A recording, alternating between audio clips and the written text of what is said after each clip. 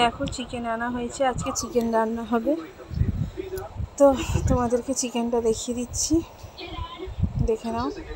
আমি ধুয়ে নিয়েছি চিকেনটা, পরিষ্কার করে পুরো ধোয়া হয়ে গেছে চিকেনটা। এটা ক্যামেরাটা আমার মেয়ে করছে। তারপর দেখো চিকেনটা বানাতে বসিয়ে দিয়েছি। ছোটো করাটাই খুব অসুবিধা হচ্ছে। কিছুটা চিকেন আজকে আমি আবার তুলে রেখেছি কালকের জন্য। আর এই যে ভাত উপর দিয়ে দিয়েছি। আর আমি একটু আলু চচ্চড়ি করেছিলাম। এই দেখো, এই আলু চচ্চড়ি হেবি সুন্দর হয় এই আলু চচ্চড়িটা খেতে। তো আর এই দেখো ঘরটা দেখো গুছিয়েছি পুরো। এই যে আমার মেয়ে আসছে, ঘরটা পুরো গুছিয়েছি। তোমাদের ঘরটা একবার দেখিয়ে দিই। ওদিকে চিকেনটা বসিয়েছি, চিকেনটা ওদিকে বসিয়েছি, চিকেনটা হচ্ছে। আর এই যে মেয়েকে এবার খেতে দিয়েছি। মেয়েকে ওই আলু চচ্চড়ি দিয়ে ভাত দিয়েছি আর সোয়াবিন দিয়েছি। আরে দেখো দুপুরবেলা তারপর মেয়ে স্নান টান করলো, আরবি পড়ে এলো। এই দুপুরবেলা এই তানিকে বকছে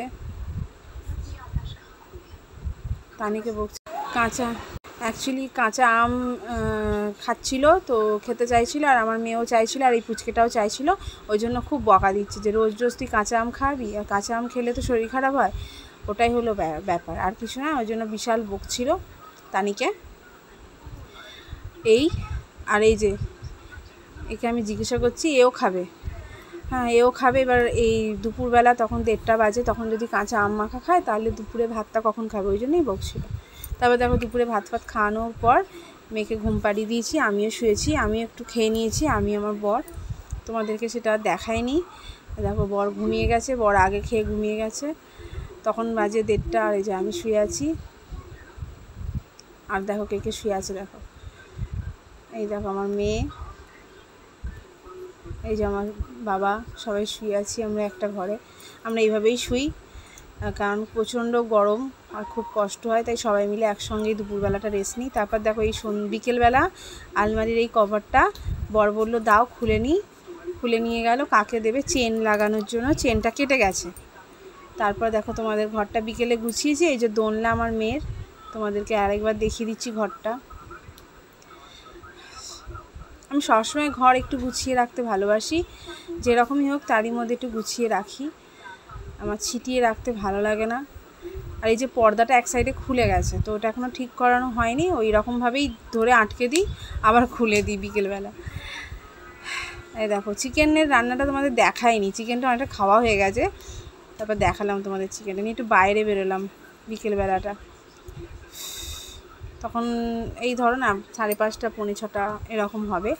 একটু বাইরে না 5টা বাজে। তখন এই যে আমি ফোনটা ওখানে রেখে উঠোনটা ঝাঁট দিচ্ছি, সামনেটা তোমরা দেখতে পাবে না।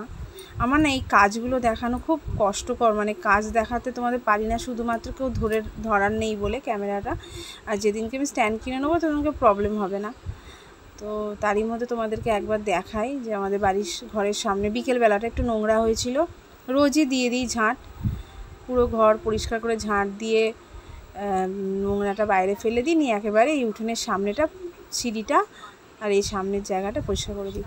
আর আমাদের এই সামনেটা এদিকে প্রচণ্ড নোংরা জিনিসপত্র রয়েছে, মানে ওর কাজের জিনিস হয়, যে জলটা বাইরের জলটা ভরে রাখছি, বাথরুম যাওয়ার জল, এটা ঢাকা দিয়ে রাখি জলগুলো, 2 বালতি জল ভরে রাখি।